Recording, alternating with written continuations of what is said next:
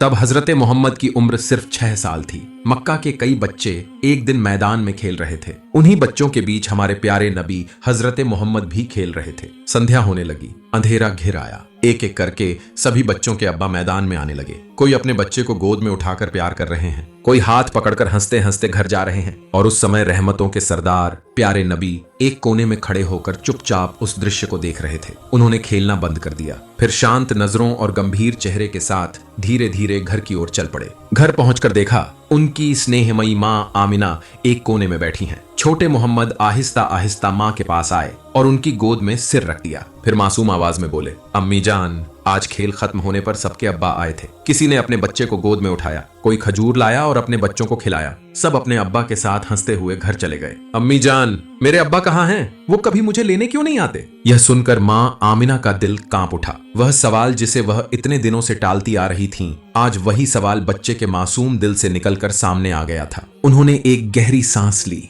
छोटे मोहम्मद के सिर पर प्यार से हाथ फेरा, उनके माथे को चूमा। उनकी आंखों से आंसुओं की धारा बहने लगी। धीरे से बोली, बाबा, तुम्हारे अब्बा वे बहुत दूर सफर पर गए हैं, ऐसी जगह गए हैं जहां से कोई वापस नहीं आता। बाबा, तुम्हारे अब्बा अब अल्लाह के पास हैं। यह सुनकर छोटे मोहम्मद बहुत नरमी से पूछते हैं, अल्लाह के पास? अच्छा अम्मी, क्या वो हमें देख सकते हैं? माँ आमिना रज़ियल्लाहु अन्हा ने आंसू छिपाते हुए मुस्कुराकर कहा, हाँ बाबा, तुम्हारे अब्बा आसमान से हमें देखते हैं। वो देखते हैं कि उनका बेटा कितना अच्छा है, कितना शांत, कितना अदब वाला है। तुम्हारे अब्बा तुम्हें बहुत प्यार करते हैं। यह बात सुनकर छोटे मोहम्मद अपनी माँ की बातों को समझने की कोशिश करने लगे, लेकिन उनका नन्हा दिल उसे मान नहीं पाया। वह अपने अब्बा को छूना चाहते थे, उनके अस्तित्व को महसूस करना चाहते थे। तब छोटे नबी फिर अपनी माँ की ओर मासूम निगाहों से देखते हुए बोले, अम्मी जान, क्या मैं अपने अब्बा को कभी देख नहीं पाऊंगा? उनका घर कहाँ है? वो कहाँ सोते हैं? यह सुनकर माँ आमिना अपने आंसू रोक न सकी। उन्होंने मोहम्मद सल्लल्लाहु अलैहि वसल्लम को सीने से लगा लिया। उनका हृदय दर्द से जैसे फटने लगा। अश्रुओं से भीगी आवाज में वह बोली, बाबा, तुम्हारे अब्बा इस दुनिया में अब नहीं है। तुम्हारे जन्म से पहले ही वह अल्लाह की पुकार पर इस दुनिया को छोड़कर चले गए। उनका जसद अब यस्रिब यानी मदीना की मिट्टी के नीचे आराम कर रहा है। यस्रिब, यह शब्द छोटे मोहम्मद सल्लल्लाहु अलैहि वसल्लम के कानों में गूंज उठा। उन्होंने धीरे से अपना सिर झुका लिया। मिट्टी के नीचे सो रहे हैं, इस बात का असली मतलब वह तब भी पूरी तरह समझ नहीं पाए, लेकिन उनके दिल ने महसूस किया कि कहीं न कहीं उस जगह पर उनके अब्बा की कोई निशानी है। बाल सुलभ मासूमियत में उन्होंने मन ही मन एक पक्का इरादा कर लिया। फिर छोटे नब्बी ने धीरे से माँ की ओर देखा और कहा, अम्मी जान, मैं अब्बा के पास जाऊंगा, जहां वो सो रहे हैं। मैं उस जगह को देखना चाहता हूँ, क्या आप मुझे वहां ले जाएंगी? यह सुनकर आमिना का दिल कांप उठा। उनका पूरा अस्तित्व भीतर तक थरथरा गया। इतनी लंबी खतरों से भरी यात्रा वह एक नन्हे बच्चे को लेकर कैसे जाएंगी? लेकिन मोहम्मद की आंखों में गहरी तड़प, उनकी मोहब्बत, उनकी भीगी मासूम आंखें।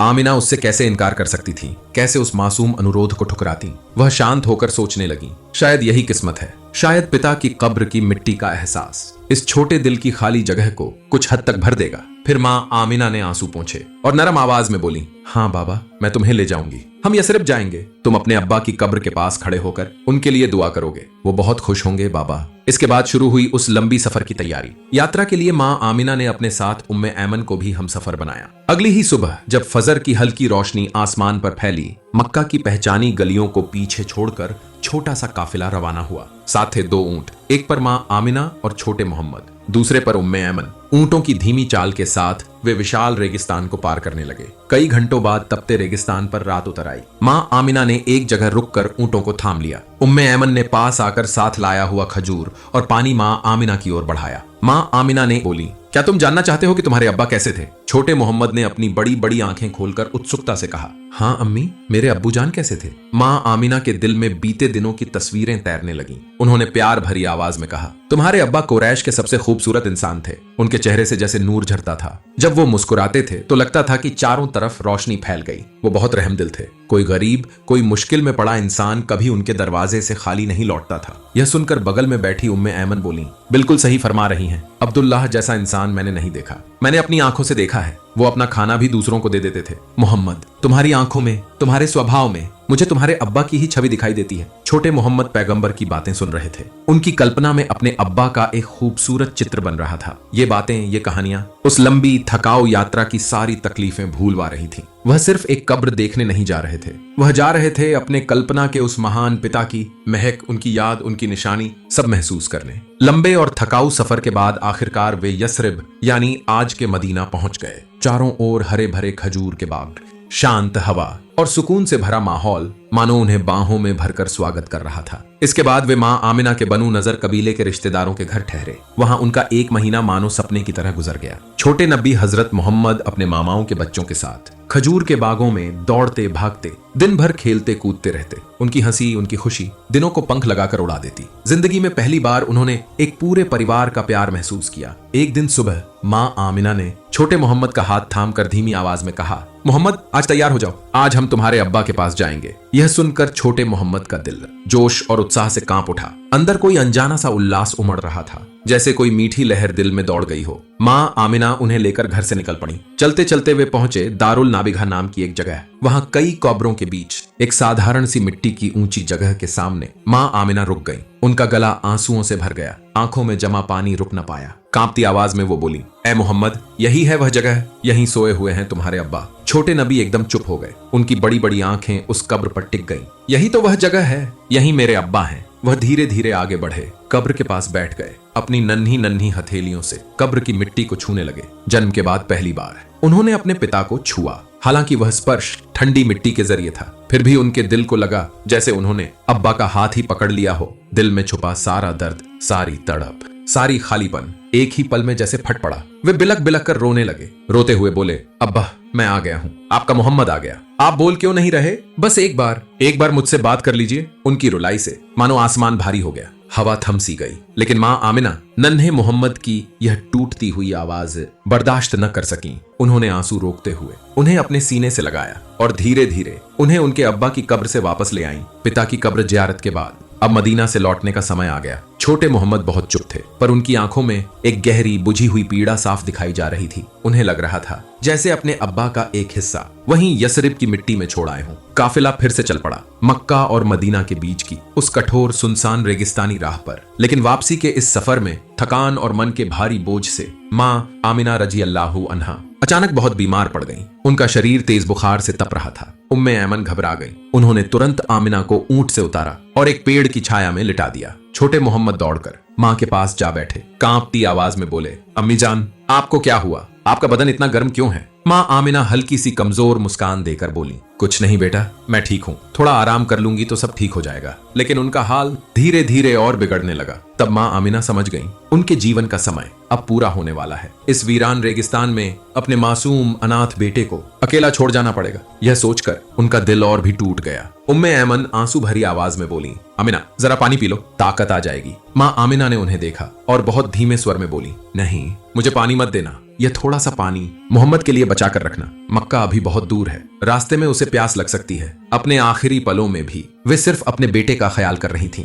छोटे मोहम्मद ने मां का हाथ कसकर थाम लिया और रोते हुए बोले, अम्मी जान, आप ऐसा क्यों कह रही हैं? आप ठीक हो जाएंगी, हम साथ में मक्का लौटेंगे, दादा जान के पास जाएंगे। मां आमिना ने अपना कांपता हुआ हाथ छोटे मोहम्मद के चेहरे पर रखा और बहुत प्यार से बोली, मेरे प्यारे मोहम्मद, तुम्हें जन्म देकर मैं धन्य हो गई। मुझे यकीन है अल्लाह ने तुम्हें एक बहुत बड़े मकसद के लिए चुना है। तुम इंसानियत के रहबर बनोगे, राह दिखाने वाले बनोगे। मैं तुम्हें उस अल्लाह के सुपुर्द करती हूँ जो सदाबहार है, हमेशा जिंदा है, हमेशा रहम करने वाला है। ये सब बातें कहते कहते मां आमिना का सिर धीरे धीरे एक तरफ झुक गया और वहीं उन्होंने अंतिम सांस ली। इन्ना लिल्लाहि व इन्ना इलैहि राजिऊन। नन्हे मोहम्मद फूट फूट कर रोते हुए कहने लगे, अम्मी जान उठिए ना, बात कीजिए अम्मी जान। लेकिन कोई जवाब नहीं आया। उम्मे ऐमन आंसुओं से भरी आंखों के साथ सिसक सिसक कर रोने लगी। उन्होंने छोटे से नबी को सीने से लगाकर कहा, मोहम्मद, तुम्हारी अम्मा हमें छोड़कर चली गई हैं, वह अब अल्लाह के पास जा चुकी हैं। यह दृश्य देखकर नन्हे मोहम्मद की चारों तरफ की दुनिया जैसे एक पल के लिए ठहर गई। जिस पिता को वे कब्र की मिट्टी में ढूंढने आए थे, जिसे देखने के लिए अपनी माँ के साथ इतना लंबा सफर तय किया, आज उसी माँ का सीना साया भी उनसे छिन गया। उन्होंने अपनी माँ के निहप्राण शरीर को मजबूती से सीने से लगा लिया और इस दर्द में ऐसे चीख चीख कर रोने लगे कि मानो उनकी रोने की आवाज से मुरव्वत का पत्थर भी पिघल जाता। उस सुनसान वीराने में उम्मे ऐमन ने अपने हाथों से एक छोटी सी कब्र तैयार की और अपनी प्यारी मालकिन आमिना को वहां दफन किया। 6 साल का वह मासूम मोहम्मद पत्थर की तरह खामोश खड़ा देखता रहा, कैसे उसकी दुनिया की आखिरी पनाहगाह भी रेगिस्तान की रेत के नीचे हमेशा के लिए खो गई। वापस लौटते समय एक ऊंट खाली लौट रहा था। जिस बच्चे ने माँ का हाथ पकड़कर पिता को ढूंढने के लिए यह सफर शुरू किया था, आज वही बच्चा माँ बाप दोनों को खोकर वापस लौट रहा था। आप जरा सोच कर देखिए, उस क्षण नन्हे नबी के दिल में कितनी गहरी तन्हाई और दर्द उठी होगी। सोचने भर से आज भी हर दिल कांप उठता है। छोटे नबी हजरत मोहम्मद के आंसू भले ही सूख गए थे, लेकिन उनके दिल में जो रक्त स्राव शुरू हुआ था वह कभी थमा नहीं। तब उनकी उम्र सिर्फ 6 साल थी। कुछ वर्णनों में उस समय नबी की उम्र 9 वर्ष बताई गई है, लेकिन अधिकांश के अनुसार वह 6 वर्ष ही थे। उसी समय मक्का में एक भयानक सूखा पड़ गया था। मक्का के आसमान से बारिश जैसे रूठ ही गई थी। खेती बाड़ी सूखकर धूल की तरह बेजान हो गई थी। कुओं और झरनों का पानी खत्म हो चुका था। लोग दूर दूर से पानी लाते, लेकिन कुछ ही देर में वह पानी भी खत्म हो जाता। जब सूखा लंबा खिंच गया, तब कुरैश कबीले के सारे सरदार इकट्ठा होकर मशविरा करने लगे। एक सरदार बोला, इस तरह चुप बैठने से काम नहीं चलेगा, हमें अभी कुछ करना होगा, वरना हमारे घर, हमारे बच्चे, हमारे जानवर सब खत्म हो जाएंगे। उसकी बात सुनकर सब गहरे चिंता में डूब गए। परंपरा के अनुसार उन्होंने एक कदम उठाने का फैसला किया। तभी एक और सरदार बोला, एक बड़ा बर्तन लाओ, उसमें जानवर का खून भरो, हम सब उस खून को हाथ लगाकर कसम खाएंगे ताकि अल्लाह हमें इस मुसीबत से छुटकारा दे। एक बड़ा बर्तन लाया गया और उसे जानवर के खून से भर दिया गया। फिर एक एक करके कुरैश के बड़े बड़े मुखिया आगे आए। हर एक ने अपना हाथ खून में डुबोया और कहा,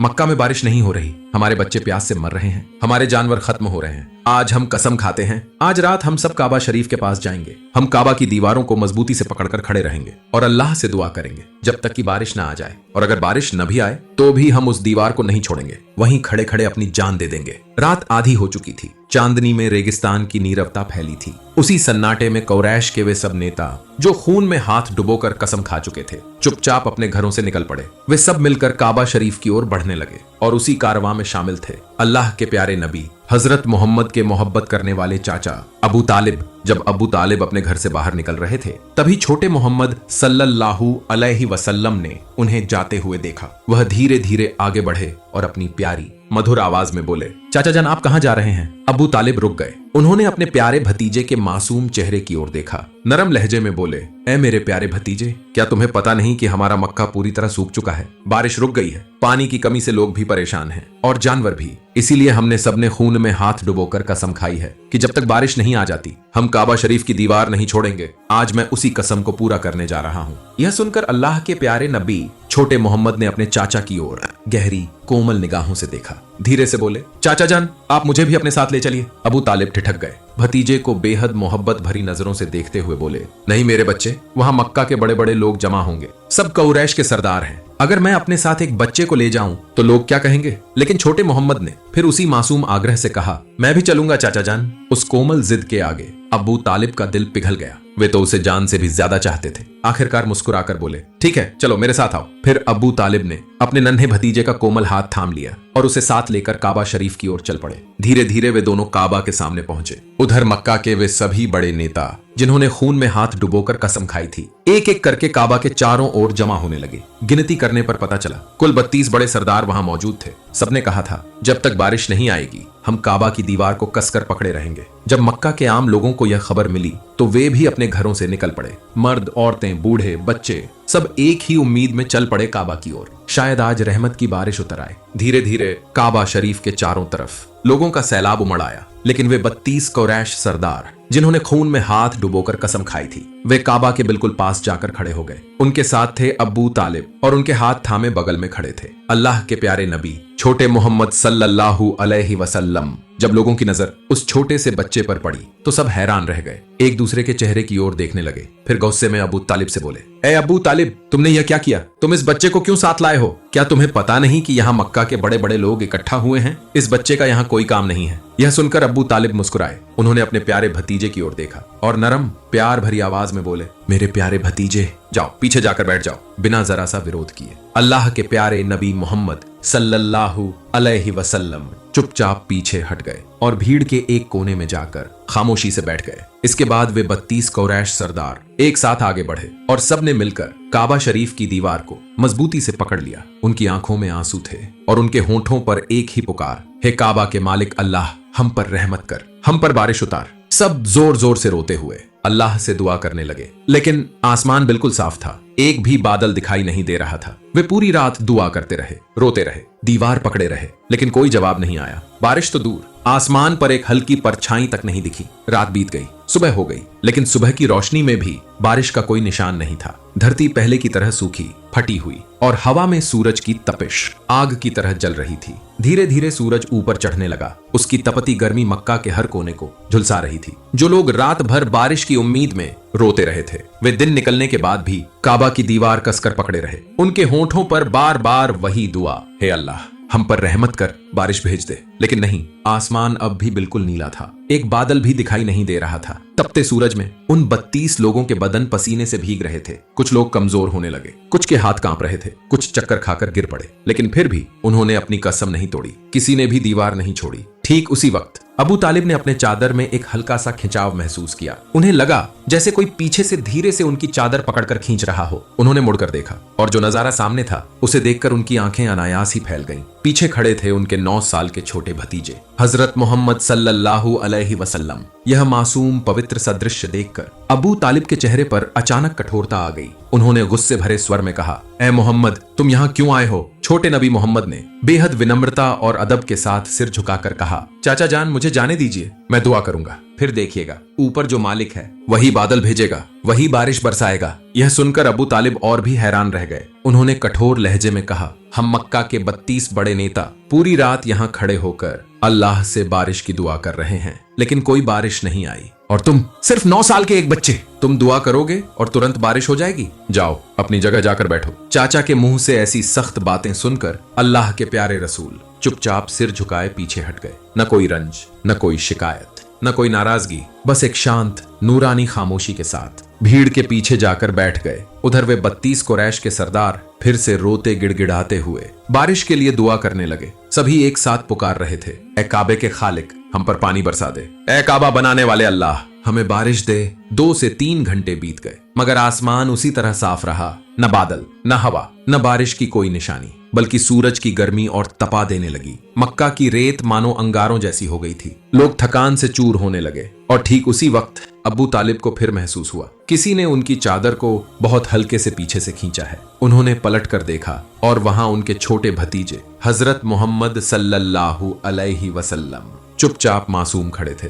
यह दृश्य देखकर अब्बू तालिब का चेहरा अचानक कठोर हो गया। उन्होंने गुस्से से भरकर कहा, तुम फिर यहाँ क्यों आए हो? छोटे नबी मोहम्मद सल्लल्लाहु अलैहि वसल्लम बहुत ही कोमल, नरम और विनम्र स्वर में बोले, चाचा जान, मैं इस बार पानी मांगने नहीं आया हूँ, मैं तो आपके पसीने को पोंछने आया हूँ। यह कहकर नन्हे नबी करीम ने अपनी छोटी चादर को संभाला और अनंत मोहब्बत के साथ अपने चाचा अबू तालिब के चेहरे से पसीने की बूंदें पोंछ दी। यह दृश्य देखकर अबू तालिब का पत्थर जैसा कठोर दिल पिघल गया। उनकी आंखें आंसुओं से भर आईं। उन्होंने अपने छोटे भतीजे को जोर से सीने से लगा लिया। ठीक उसी पल नन्हे नबी मोहम्मद शांति हो नर्म आवाज में बोले, चाचा जान, मुझे आगे आने दीजिए, मैं एक काम करूंगा, फिर देखिएगा ऊपर वाला खुद बारिश बरसाएगा। अबू तालिब कुछ कह पाते उससे पहले ही भीड़ के बगल में खड़े एक आदमी ने जोर से चिल्लाकर कहा, ए मक्का के लोगों, खुशखबरी, आसमान में बादल जमा हो रहे हैं, बारिश आने वाली है। सबके सब हैरत से आसमान की तरफ देखने लगे और फिर एक साथ सबकी निगाहें मोहम्मद सल्लल्लाहु अलैहि वसल्लम की ओर मुड़ गईं।